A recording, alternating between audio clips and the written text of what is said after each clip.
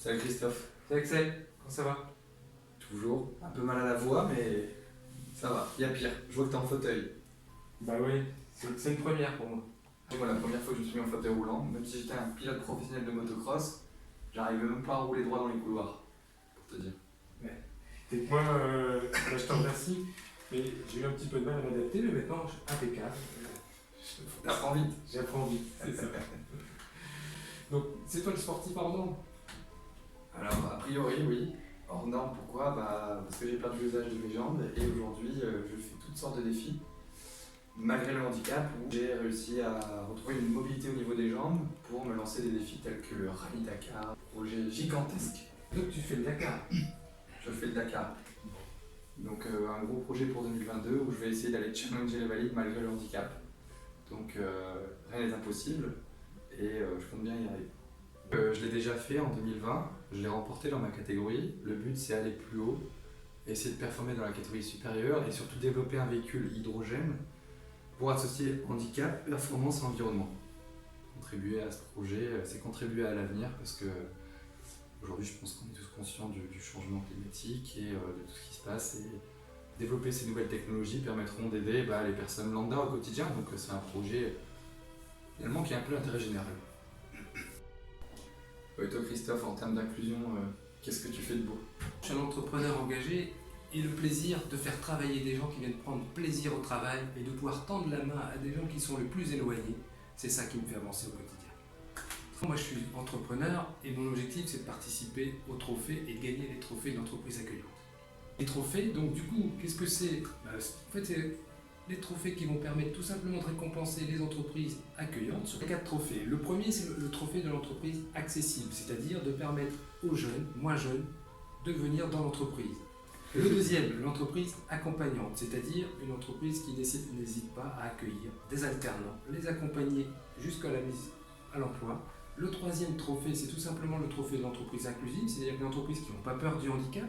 Aujourd'hui, regardez-moi. Le quatrième, on se réserve le droit de participer à un coup de cœur.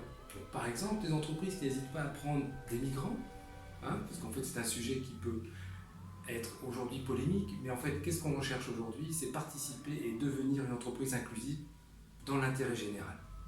De toute façon, j'ai toutes les chances de gagner, puisque là, quand je vois ce que j'ai réussi à faire avec une collaboratrice que je viens d'embaucher suite à un contrat d'alternance, aujourd'hui je vais proposer un CDI, je l'avais découverte dans le cadre d'un stage, je suis quasiment sûr de gagner.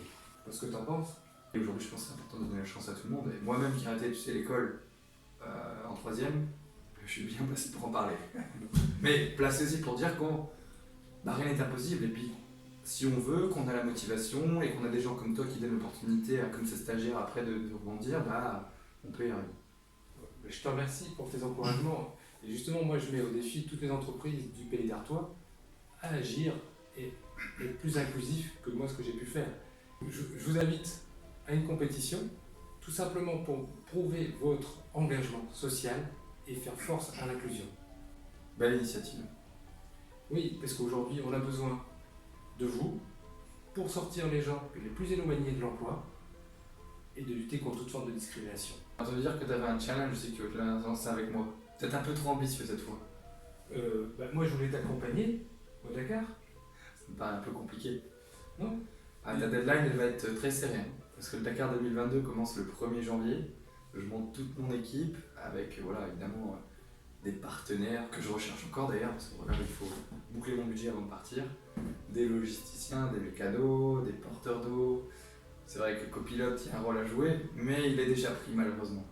Et justement, j'aurai l'occasion de venir raconter tout ça le 8 décembre auprès de tous les membres pour partager mon parcours, mon histoire. On a un peu trop dit aujourd'hui parce que le but c'est de garder la surprise quand je serai sur place et partager des messages forts de résilience, de motivation, de dépassement de soi, d'inclusion. Et je pense que j'ai un rôle d'ambassadeur important à jouer et si je peux venir le partager au plus grand nombre et chez vous en Artois, je suis pas loin, moi je suis sur l'île, ça peut être très intéressant. Et je suis ravi de l'invitation. En tout cas, moi je t'invite le 8 décembre. Je vais contrôler un petit peu ton entraînement, ton niveau.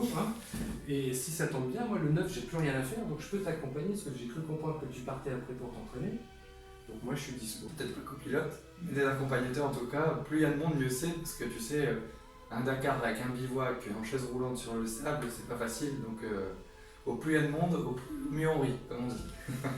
Donc je vous donne rendez-vous le 8 décembre pour la remise des trophées en présence d'Axel qui pourra vous présenter son projet de Dakar et sa conférence. Bien évidemment, après une dédicace des livres, où les gens pourront partir avec un petit cadeau et échanger personnellement avec moi. Voilà, donc on vous invite le 8 décembre pour les trophées. Inscrivez-vous. Ravi de cette invitation. Je voyage beaucoup et je partage souvent mes interventions, pas forcément dans le nord et dans ma région, et ça me tient aussi à cœur de partager ça avec les gens de chez moi, comme je dis. Donc très heureux de pouvoir intervenir et puis partager toute cette résilience avec vous. Hâte. Rejoignez-nous le 8 décembre pour la remise des trophées en présence d'Axel et j'espère qu'il m'aura recruté pour partir avec lui. J'y tiens. Merci.